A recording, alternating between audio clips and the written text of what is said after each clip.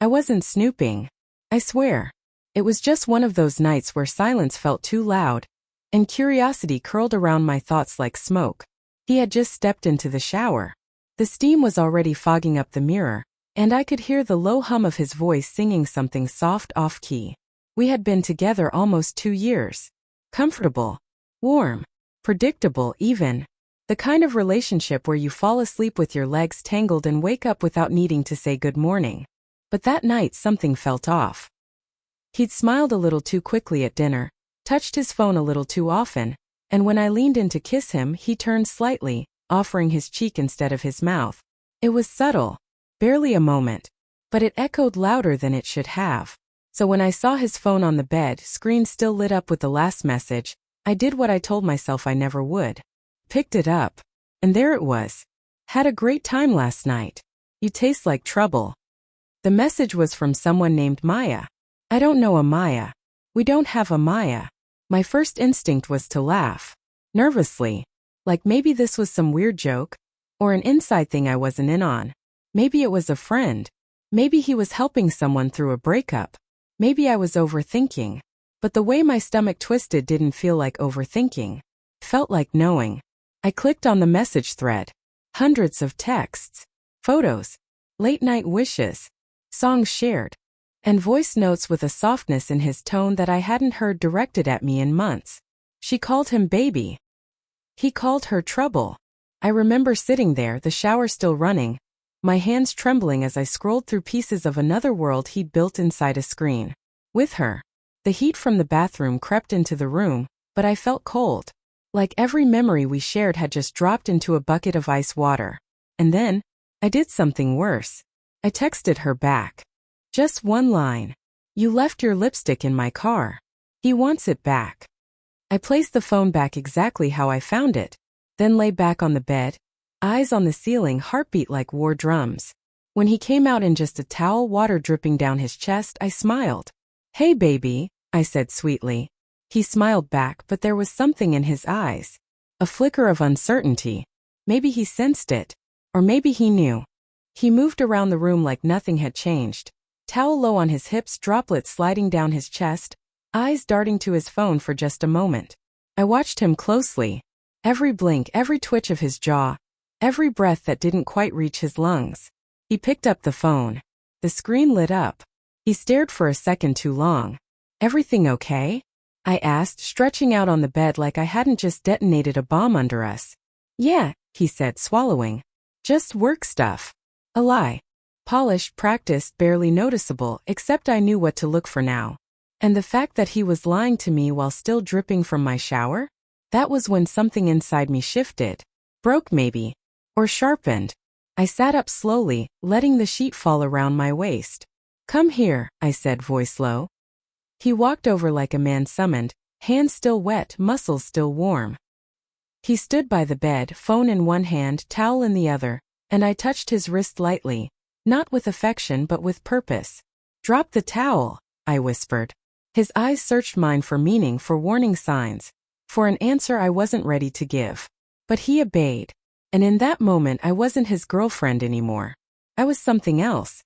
Something he hadn't seen before, and maybe didn't want to. Kissed him. Slowly. Deeply. And with just enough heat to burn the edges of my restraint. He responded instantly, instinctively, hands roaming like he was trying to reclaim something he'd already lost. I let him touch me. I let him believe for a moment that I was still his.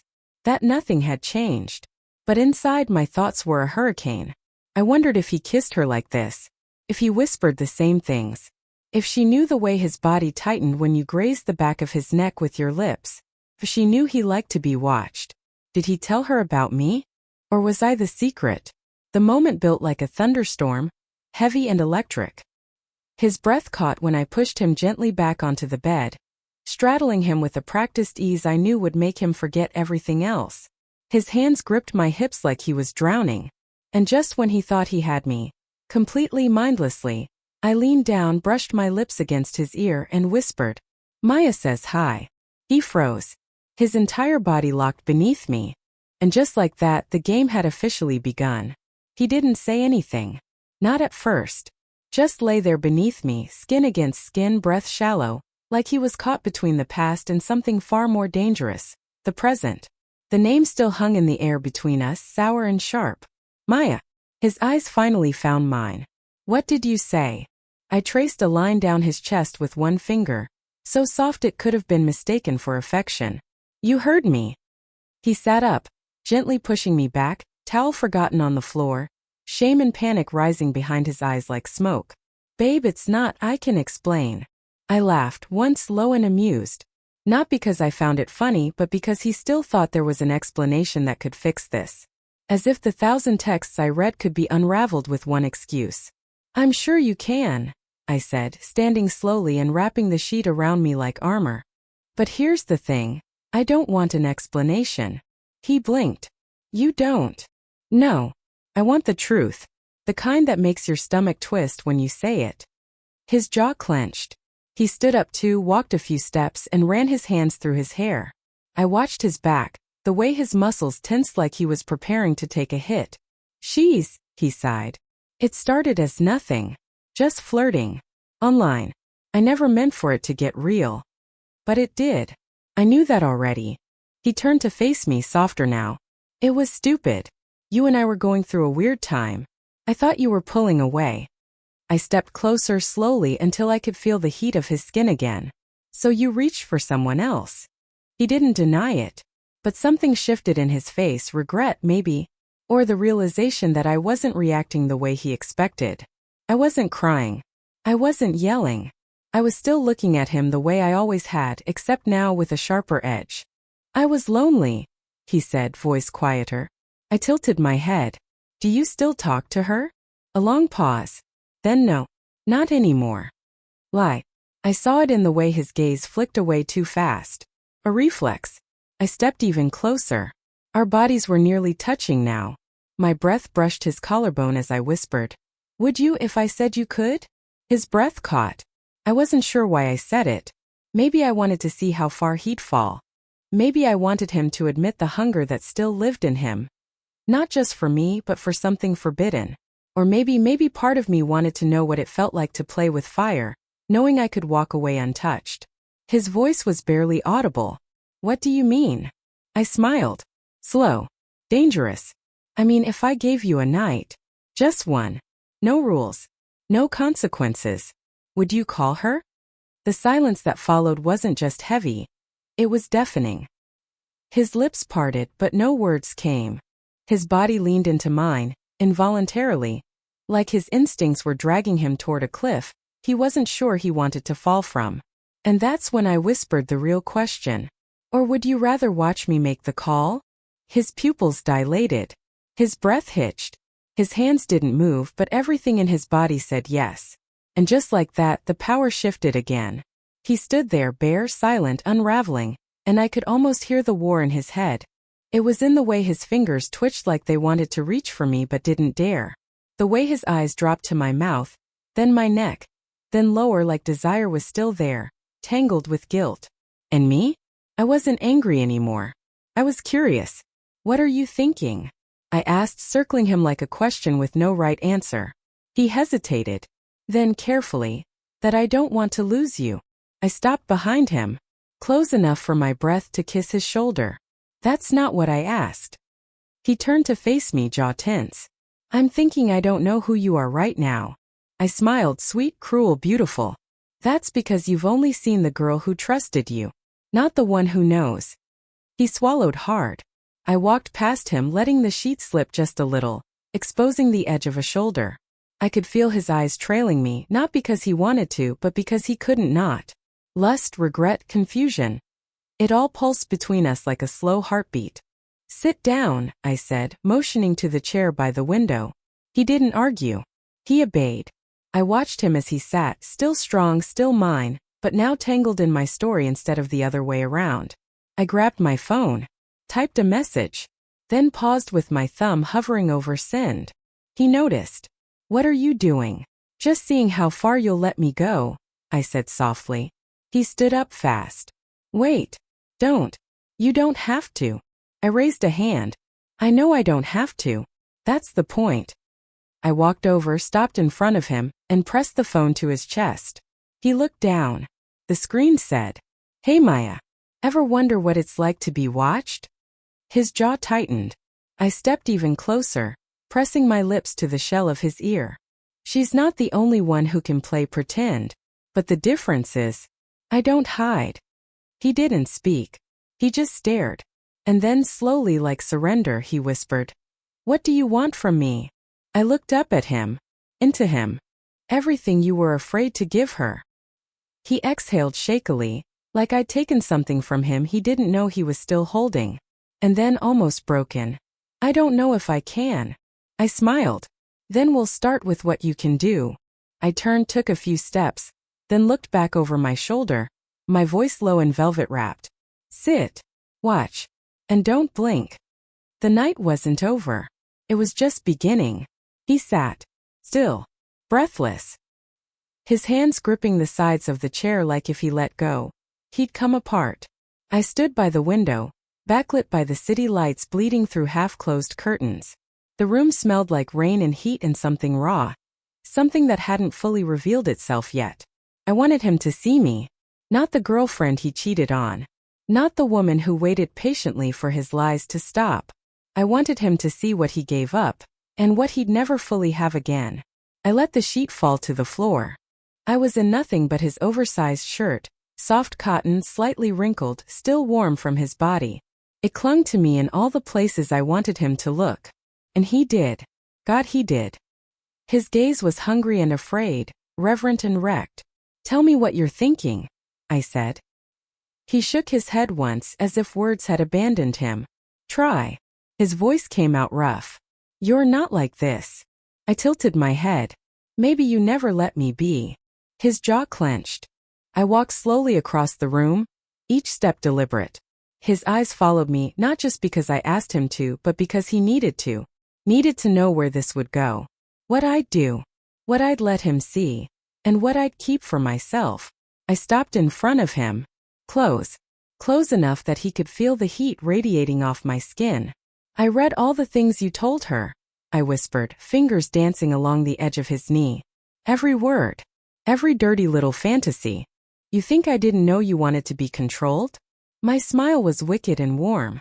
"You should have just asked." His breath caught. He opened his mouth to speak, but I placed a finger gently on his lips. "No. This is where you listen." His eyes dark, wide, helpless. I leaned in. My hair brushed his cheek. My voice was velvet and heat and poison all wrapped in one. "I'm not doing this for revenge," I said. "I'm doing it because I want to feel something real again. Not borrowed. Not stolen in the dark. I want you to feel what it's like to need someone who doesn't need you back." I kissed the corner of his mouth, soft, lingering, and then pulled away just enough to see his eyes. He looked wrecked. Not from guilt anymore. From desire. And that somehow was worse. "I could forgive you," I whispered. "But I won't." His hands were fists now, knuckles white, like touching me would cost him everything. And maybe it would. I turned away, walking slowly back to the window. Let him sit there. Let him watch. He was the outsider now, looking in. The silence between us was alive now, not empty, not cold. It buzzed with tension, thick as smoke wrapped around every breath we took. I stood at the window, shirt hanging off one shoulder, city lights reflecting off the glass and turning my skin to gold. Behind me he hadn't moved, but I felt him. The way his gaze gripped my spine, dragging lower, hesitating where the hem of his shirt brushed the top of my thigh. He wasn't breathing right. Not anymore. "Tell me," I said softly, not turning around. "What did you two talk about? Late at night, when you thought I was asleep?" His voice was barely a whisper. "Nothing real." I smiled. Bitter. That's the thing about fantasy. It always feels more honest than the truth. I turned then slowly and leaned against the window. His eyes met mine. That haunted look. Like he was afraid of what I'd say next but needed it all the same. "Did you ever tell her about us?" I asked. "What I'm like? What I do to you?" "No," he said, a little too quickly. I stepped forward. "But you imagined it, didn't you? Her watching." He looked away. I kept going. "Did you think about what it would feel like if I let someone else in? If I brought her here?" Let her see you like this? Helpless. Wanting. His mouth opened but nothing came out. I walked back to him slower this time, the air between us practically humming. You wanted a story, I whispered. You made one without me. But now you're in mine. I climbed into his lap. His hands hovered, unsure if he was allowed to touch. I didn't give him permission. Not yet. I leaned in, brushing my lips over his jawline. You know what the worst part is? I said, my breath warm against his skin. It wasn't the lies. It was knowing you never gave her what you gave me. He looked at me then, all raw and exposed. What do you mean? I ran my fingers through his hair. Soft. Slow. Cruel. I mean, you kept the real you hidden from her. You gave her a version of fantasy. But with me? I pulled back, looking him in the eye. You fell. And he had. He was falling again right now. One breath at a time. Would you let her watch? I asked, voice like silk slipping off a bed. His throat bobbed. What? If she walked through that door, I said, eyes never leaving his. And I told her to sit quietly and watch while I undressed you, would you let her see? His whole body shivered. Whether it was fear, arousal, or guilt, I didn't care. Because for the first time since finding that message, I was in control. And the thought of that was the most intoxicating part of all. He didn't answer me. Not with words. But his body did. The flush rising up his neck. The way his hands finally found my thighs, tentative at first, then tighter. Like the idea of someone else watching wasn't terrifying but electric. Like part of him wanted to be punished, and part of him wanted to be seen. Maya, I whispered, brushing my lips against the shell of his ear. Do you still think about her? He flinched but didn't pull away. I want you to, I continued, my voice dropping lower. I want you to picture her sitting right there. I pointed toward the edge of the bed, where the sheets were still tangled from earlier, watching you beg to be touched. His breath hitched. You don't even know if I messaged her, I added, teasing. Maybe I did. Maybe she's already outside. Maybe she's listening right now. He shut his eyes. A slow, shameful exhale. And I saw it. He wanted it. He didn't want her, not really. He wanted the edge. The danger. The shadow of being seen, of being caught, of being claimed in ways he didn't have the words for. And now I was giving it to him. But it wasn't about revenge anymore. It was something deeper. Stranger. I leaned in close, my breath brushing his mouth. You thought you could control the story. Keep us both, me and her, neatly separated in your head. But you forgot something. His eyes opened, desperate. What? I don't play by your rules. I stood slowly, leaving him breathless on the chair. I walked to the nightstand, picked up my phone and stared at the screen. No new messages. I hadn't sent the text. But I typed a new one now. He's watching me the way I imagine you would. And this time, I hit send. His voice broke behind me. Wait. What did you do? I turned to face him. I gave her a taste. He stood now, fast, wild-eyed. Are you serious? I crossed the room, calm as ever, and placed a hand on his chest. His heart was beating so fast it felt like it was trying to escape. You wanted this, I whispered. You wanted to be wanted by both of us. To be torn in half. He grabbed my wrist gently, like he didn't trust himself. I just wanted you. No, I said. You wanted more. And now you don't get to choose how the story ends. His phone buzzed on the bed. He looked at it. I watched his expression crumble. One word on the screen. Show me. He didn't speak.